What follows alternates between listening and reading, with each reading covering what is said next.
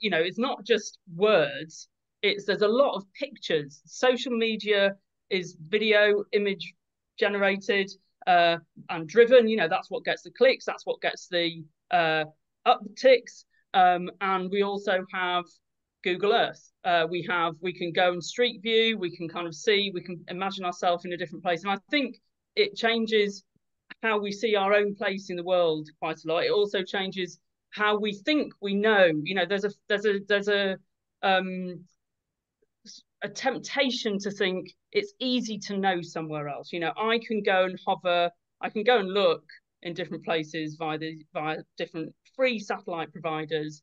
But I would argue it's a sort of false intimacy. It's not, we don't really know. I think it takes a lot of work to translate the visuals and the data into something meaningful, let alone likely to be accurate. Carmen, I've heard you say a picture's worth 1,000 lies, and I've Yes. carried that around. You know, and that's even, I think that's even before we get into deep fakes. There's a way of spinning our understanding of the world that's very, very easily distorted by the sorts of visuals we're surrounded by.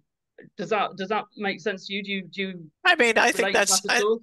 um, where it takes me in relation to that conversation about the super forecasters deal, which I'm still like blown away by, um, is that the way we absorb information now, visually and with this context of this larger world and the open source universe, is changing our brains so that the way we think about knowledge, what we can know and what we should be able to predict and what we should know is sort of anyone's guess right now because we haven't mapped like what this does to the human brain. We haven't mapped how this does change knowledge and what we believe to be true and what we think accuracy is.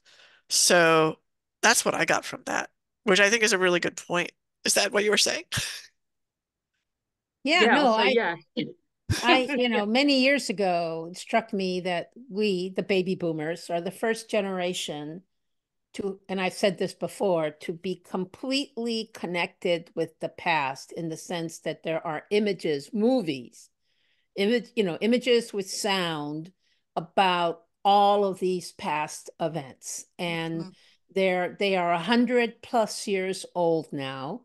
And I just think that I always thought 30 years ago that that was going to have a significant effect on us as a species, on, Not the just fact us. that we can see our past so clearly is eventually going to have and is already having a big impact.